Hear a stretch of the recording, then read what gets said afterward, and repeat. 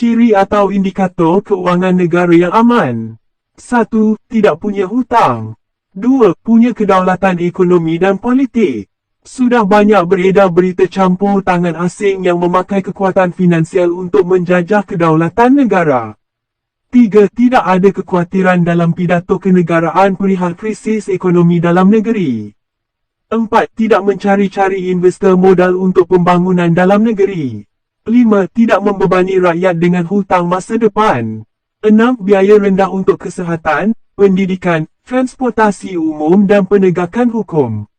Fakta adalah di tahun 1998, rasio hutang kita di batas aman, dalam kurung baca seperti sekarang. Tetapi dalam sekejap rupiah melemah jadi 15.000 dan Indonesia gagal bayar, menjadi negara paria, menjadi negara lumpuh. Jadi kembali ke pertanyaan rasio aman. Kita aman secara buku, namun rentan secara kemampuan bayar. Kalau rupiah mendadak jadi 17.000 atau bahkan jadi 20.000, kita Indonesia langsung lumpuh. Hutang Amerika menggunakan mata uang negaranya sendiri, alias hutang pakai mata uang dolar juga. Jadi tidak ada potensi rugi kurs. Dan juga pembeli surat hutangnya ya warga Amerika sendiri, pengusaha Amerika sendiri, perusahaan Amerika sendiri, atau pinjamannya jadi pinjaman dalam negeri yang banyak. Demikian juga Jepang, dana pensiun Jepang duitnya banyak dan dipakai beli surat hutang negara sendiri, yen ketemu yen. Sekarang hutang Indonesia 100% hutangnya foreign direct investment, hutangnya pakai currency asing, masuk ke proyek BUMN dan proyek negara. Jadi kok saya nggak enak untuk mempertanyakan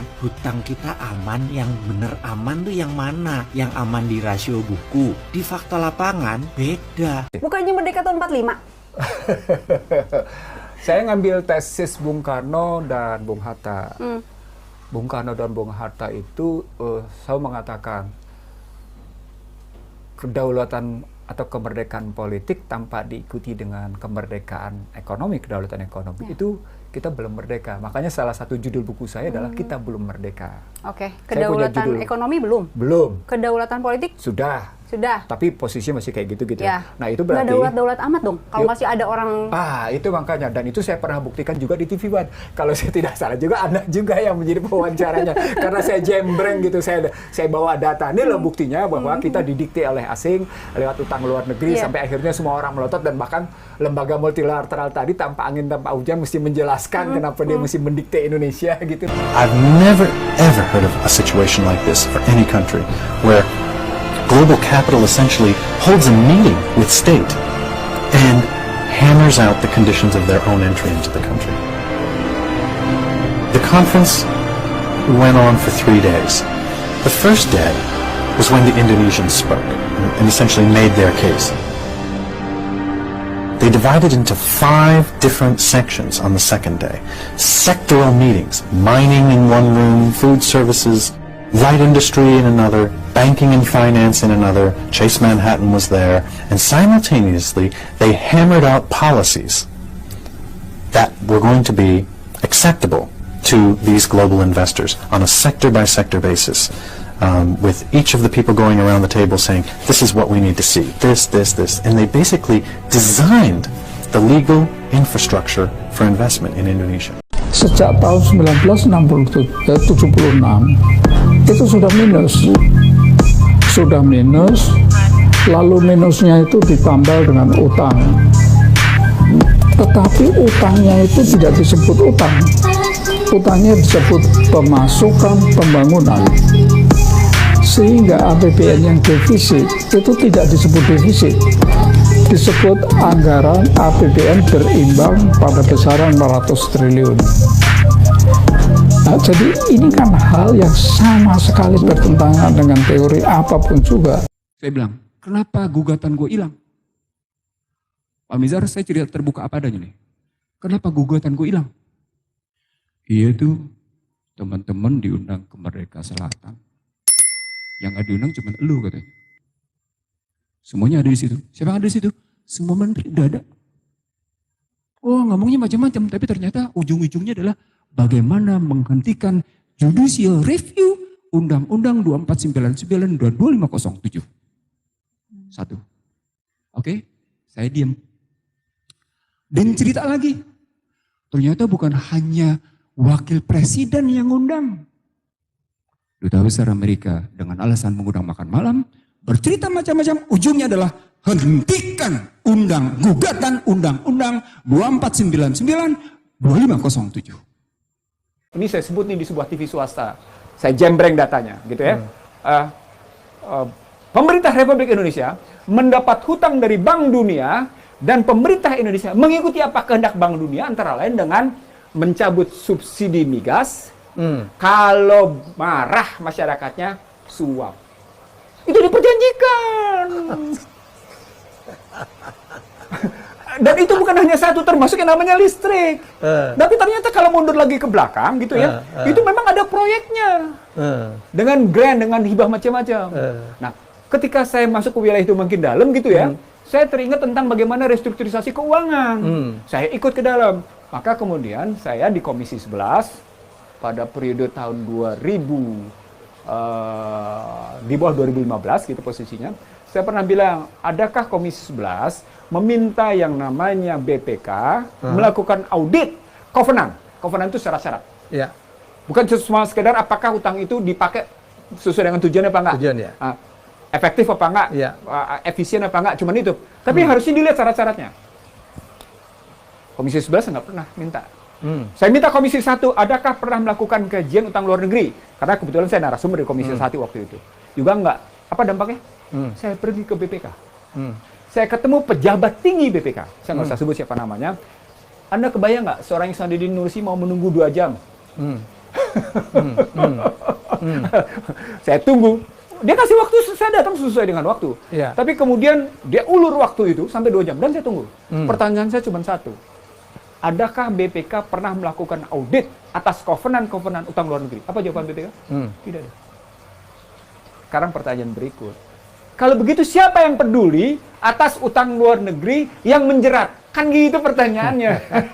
Kita mengoptimasi seluruh kekuatan kita, maka kita akan bisa mengatasi kelemahan kita. Sepanjang kita punya keberpihakan. Jadi kata kuncinya adalah soal keberpihakan. Anda punya keberpihakan pada siapa?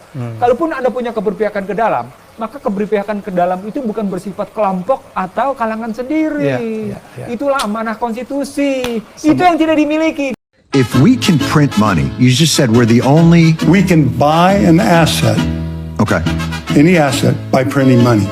It's a fiduciary system. It's all faith-based. Right?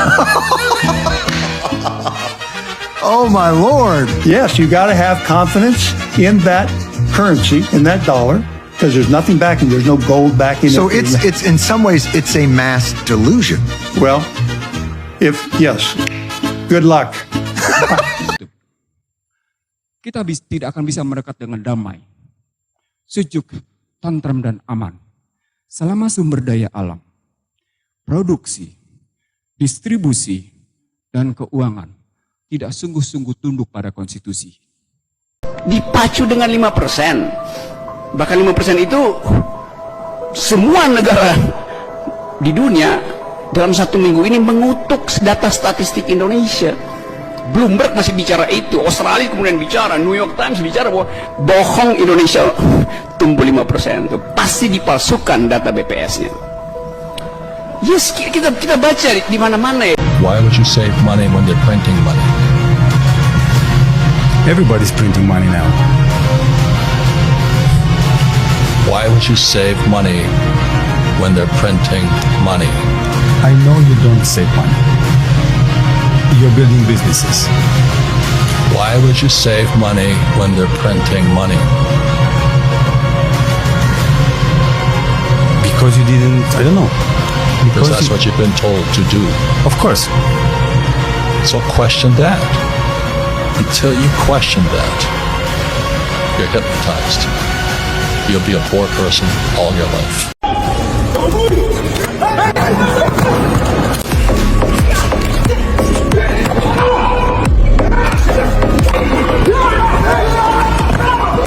Jadi jangan terus kejahatan itu dipertahankan. Karena kejahatan itu berasal dari si iblis. Nah, iblis adalah sumber segala dusta. Jadi kalau mereka terus berdusta, iblisnya menjadi bapak mereka. Betul. Gitu loh. Itu kata kuncinya. Justru kan negara ini banyak yang menjadikan kejahatan sebagai suatu budaya yang DPR pun sepertinya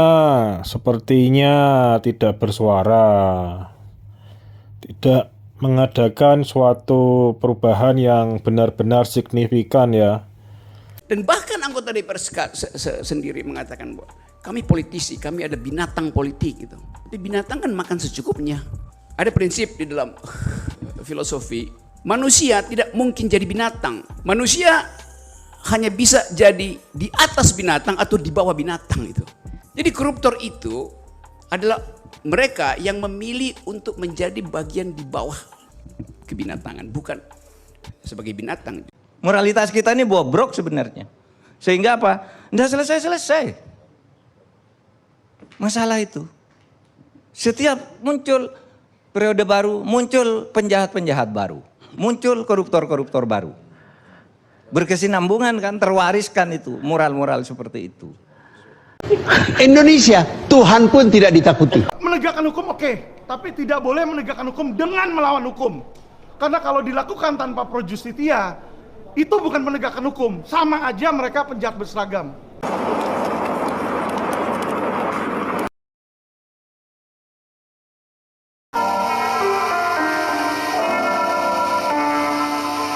Tersandra sebenarnya. Nah, oleh sebab itu cara menyelesaikan itu bukan berkampanye besok kalau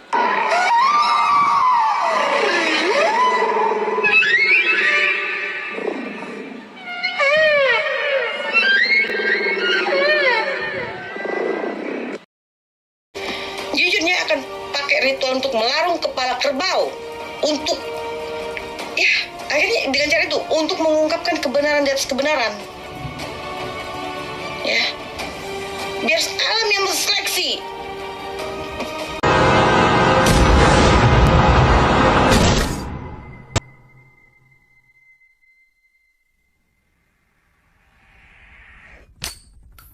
Mari kita sama-sama belajar untuk melihat apa yang tidak dilihat oleh mata. Dan mari kita belajar mendengarkan apa yang tidak didengar oleh telinga. Bila kita ingin membangun dan memperbaiki diri kita, keluarga kita, dan negara ini. Pilihlah pejabat negara dan pimpinan negara tidak hanya dari yang bisa kita lihat oleh mata kita. Pilihlah tidak hanya dari apa yang dia ucapkan yang bisa didengar oleh telinga kita. Maka pemilihan kita itu akan menuju kebaikan dan pembangunan dan menggenapi apa yang sudah Tuhan tetapkan bahwa negara kita ini akan berperan penting di akhir zaman. Namun bila kita memilih pejabat dan pimpinan yang menuju kepada kegelapan yang dikuasai oleh roh kegelapan, apapun yang dia ucapkan, apapun suku dia, apapun agama dia, apapun ras dia, iblis bisa memakai semuanya itu di dalam dimensi materi. Jangan memilih kegelapan, jangan terjebak oleh kegelapan.